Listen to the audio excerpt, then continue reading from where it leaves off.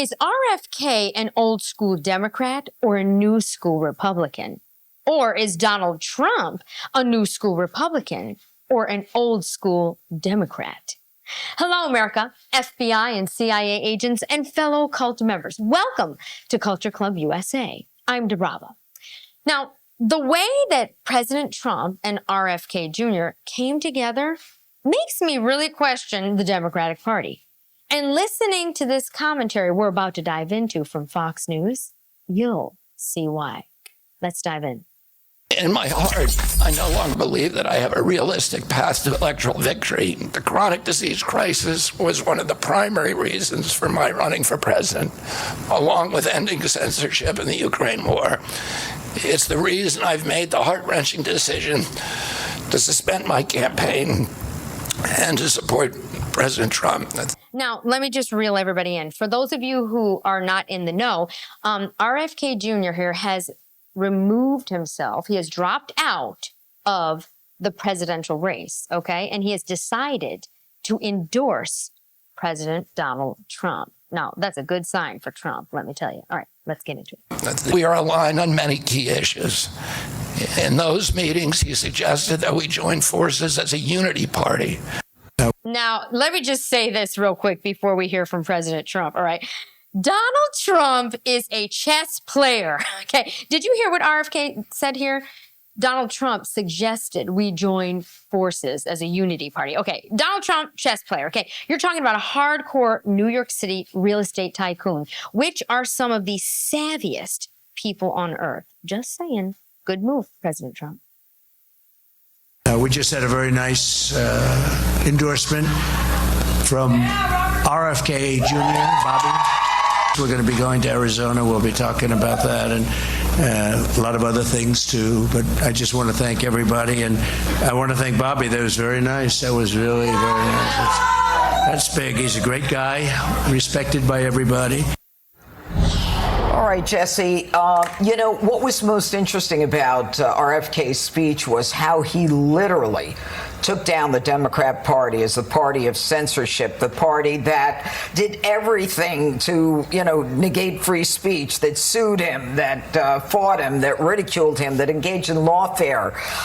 By the way, just to make another point, what Janine is speaking of here, too, is that the Democratic Party, okay, actually sued RFK Jr. to get him to drop out of the race in multiple states, okay? This is how you treat a fellow royal Democrat? Wow. Engaged in lawfare. He makes a decision, though, to drop out only in the primary states, it seems. So will that little bit help Donald Trump? The Trump campaign saying this helps Trump. They're saying in the 7 battlegrounds he was polling between 3% and 5%. And if those votes now go away, they say Trump gets about 60% of those compared to what Harris would have gotten. And that translates to this, Judge, and this is big. In Arizona, that would mean 41,000 additional votes towards Donald Trump. That's like a lot bigger than the margin last time. Right. In Georgia, almost 20,000 more votes for Donald Trump. You remember how tight these margins are. These little shifts can really play a big role. Apparently, he went to the Harris campaign and flirted with them and said, hey, you know, you want an endorsement? Because, you know, maybe I could get a cabinet position. And then she just went dark. What? Oh, whoa. Okay, wait a minute. Is the fix in, people? Is the fix in? So you're telling me that Harris wouldn't meet with RFK? Hello. I mean, you don't want those votes, Kamala? I'm a little bit confused here. That's mind-boggling. That tells me that the fix is in. Democrats think that they're doing just fine without him. Very interesting. So we went to the Trump campaign. I don't know if he's going to get a cabinet position. Knowing Trump, he may dangle something and then never give it, or give him something and, you know, Trump likes the action. That could be interesting to see RFK Jr. in a Trump administration. But now, hold on, Jesse. Hold on. RFK, I'm going to give you a little advice, okay? Don't make any assumptions about getting a job in the Trump campaign, okay? You don't want to end up being the next Christie. Just saying. But Harris is saying, oh, it's no big deal. That's not true. The numbers speak for themselves. Well, Katie, Harris refused to meet with him. And he said, RFK was clear, there's a lot of things that he disagrees with Donald Trump on. And so it kind of speaks to this idea that the Democrats are so full of joy and unity. And yet Harris wouldn't even meet with him. And yet Donald Trump, who's supposed to be this hater, was willing to sit down with him apparently several times where they hashed out some of the issues. Actually, you know something? One of the reasons why I think that Harris doesn't want to meet with RFK is that Harris doesn't want to talk about policy. You see, RFK Jr. is all about policy. Harris doesn't want to talk anything about except DIESZYX and everything else under the sun that has nothing to do with actual politics, right? Speaks more for Donald Trump than the Democrats. Yeah, it's a reflection of the Republican side of the political aisle willing to at least have a conversation about issues that they disagree with. Democrats just put up the stiff arm and don't want to talk about any of it.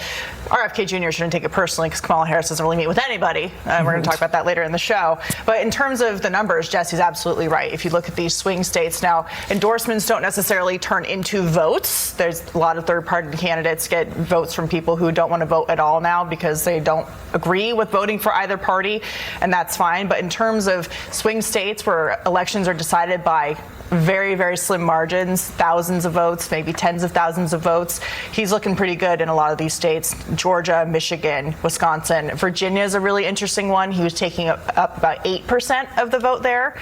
And if he gets some of those voters to go from him to Donald Trump, he could potentially win Virginia, especially since it's a very popular state in terms of who the governor is. But I think the most important thing is everybody's been trying to frame him like some kooky third-party candidate. Listen to what he actually has to say. Listen to what Nicole Shanahan, who was his vice presidential candidate, has to say about the censorship, about why they left the Democratic Party, about why is it that they were so afraid to have him even on the ballot, why they're suing to keep his name off. Now, just to bring this back a bit, okay, she's talking about the lawsuits and all the things that they did, the Democrats I'm talking about, to RFK to get rid of him, right? It just doesn't make sense to me why Kamala Harris would not sit down and at least have a discussion, okay, with RFK Jr. Why, you wouldn't want those votes? I was listening this morning on my 10-mile walk very early to some commentary from RFK himself saying that 56% of his voter base, of RFK I'm talking about now, would vote for Donald Trump if he walked away from the race. Now, that's a lot. Now, if he stayed in the race and started a new party, like, let's say, another, Tea Party or something like that, that would split the vote and could actually hurt Trump. So Kamala not meeting with RFK, not wanting those votes, the fix is in. That's suspicious. To keep his name off of the ballot. That doesn't seem very democratic. You might even argue that that's how you win elections, but it's certainly not how you should operate as a party that claims to be standing up for democracy. And Jessica, he wasn't just talking about being sued, but he talked about real censorship in a portal that was set up in the White House with the FBI, the DHS, the CIA, where all the information about him came in. Look, the fact that the Democrats wouldn't even give him Secret Service protection. Amen right there. Amen. How do you not give RFK Jr. Secret Service protection? That is insane. Considering who he is and the family he comes from, that's nuts. When his own father and uncle were assassinated. I mean, it really, he took down the Democrat Party, talked about the military-industrial complex and the wars that go on that didn't go on when Donald Trump was there. Well, he didn't take down the Democratic Party. If the election was held today, it's a coin flip and probably advantage Harris. So we seem to be doing okay without him.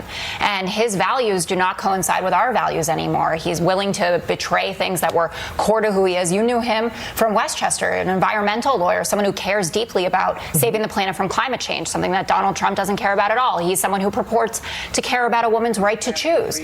Donald Trump sent it back to the states. There are women bleeding out with... wait a minute. She's a great example of the memo. They all got the memo. I mean, what is she talking about? You just passed the Green New Deal. What has it done aside from waste everyone's money?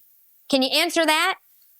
You know, and okay. Okay, I get. Yeah, but that's not. But it is. That's why Harris wouldn't meet with him. Why? And you know why she didn't meet with him? Ooh, gotta bring that back. Oh, she apparently knows why. Good call, Janine. Meet with him. Why? You know why she didn't meet with him? She doesn't talk to anybody. Who are you kidding? I'm not kidding anyone. I'm being truthful about it. He is anti-vax, which is dangerous. And everyone, he's not completely anti-vax. Oh, he's just 90% anti-vax. No, he is not. Listen, were you happy you got the vaccine from COVID? I mean, really? Yeah, I was. Oh, she was. Only when Biden said he made it, right? All of these Democrats, when that vaccine came out, said they refused to take it because it was under Donald Trump. It's the same exact thing. I mean, this is nuts. You see how they just flip sides. And by the way, this is a great example of the go along to get along game, okay? If you don't agree with every single thing that the Democrats say, you're out. Okay, a great example of this is the Catholic churches, okay? Christians going along with abortion, okay? Why? Because if you don't, the Democrats say, goodbye, you're out. Canceled. You see how that works? Pretty crazy. I had it one time. That's great. It'll force everyone else to do what you want to do. All right. Anyway, you said, Donald Trump's supposed to be a hater, but look at him. And, he extended an olive branch. He did it because, like Kamala Harris said, he has only ever served one client, himself. This is what he said about RFK just in April. I'd even take Biden over Jr. His views on vaccines are fake, in all caps, as is everything else about his candidacy. Let the Democrats have RFK Jr. They deserve him. Yeah, and Kamala Harris said Joe Biden was a racist and an essay and every other thing. And then she joined him in the campaign. What are we talking about? This is called politics, people. And by the way, okay, you don't have to agree with everything that other people agree on, okay? You can have opinions and you can have different opinions. You shouldn't have to agree with every single thing every time. All right. And by the way, the example of this is Trump equals compromise. That's what he represents by doing this. The Democrats, it's all or nothing. That's it. Jessica, she called Biden a racist and then joined his ticket. People do that in politics. Okay. I'm just saying that it is. He knows that he can have a better shot at winning by taking him on. There's nothing genuine about this. It's not because he's good-hearted. It's called politics. J.D. Vance did something of the same sort, too. And then backtracked it and said, well, I didn't get all the facts, and the media misconstrued things. It's called politics. She's acting like she's never been involved in an election before. Honey, is this your first go at this? Come on. Thanks. What do you think, Tyrus? Well, the reason why she's not going to talk to him is because all he wants to talk about is policy. And we're still waiting to hear those things. I think you can have a meeting, and they've had several meetings or a couple meetings, and they aired out their differences, how the political process used to be. Two people who see things very differently, they sit down, they find common ground. Like, we don't agree on this, and we agree on this. Unfortunately, we don't have it. Do I think there needs to be more candidates when we make a choice? Yeah, I would love to see a 4-party system or a 3-party system. I think the reason why not only forget a 4-party system. How about we get a couple of parties that actually make sense, not just one or the other? I mean, it's because the Democrats are no longer Democrats, okay? They're just radicals at this point. You understand? That's why somebody as Democrat, okay, an incumbent, basically Democrat, RFK Jr., can sit down with another former Democrat, people choose to forget that, President Donald Trump. Because the Democrats right now don't make sense. Now, that might change later, okay? It might change later. That's why I don't identify with a party, okay? You have to start voting for people, not parties. Did he not want to be the deciding factor in the swing states is that he also wants to recognize that you can challenge the status quo. He had over 1 million people. He's done things, not to the level, I'd say, a Ross Perot, but he's definitely got the idea of being a third candidate in the Americans. We're all thinking about it now. So it might not serve him in terms of what he's going to do as far as being a president or that, but it is going to make a lot of people start thinking, you know what, maybe we should form our own party and things like that. So I think he's done a lot of good, and I think it was a mistake, a tactical mistake not to meet with him, because if they would have met with him, maybe they would have came with the same thing, because You can ask Hillary about the green vote. You know what I'm saying? Jill Stein is, yeah. So shumming off the extra party and you lose Arizona, you'll have no one to blame but yourself. So it was a good thing Trump did what Democrats won't do, because to Judge's point, she won't talk to anybody. Well, my thoughts, well said, but I have different thoughts on that. I don't think that it was a mistake at all, the Democrats actually not meeting with RFK Jr. I also don't think it was a mistake them suing him, and I believe it could be 9 states, 9 lawsuits in multiple states, okay? I don't think that was a mistake at all. What I think is Kamala thinks or knows that the fix is in. Get out and vote, people. Get out and vote. Every vote counts. I'm DiBRAVA. See you next time.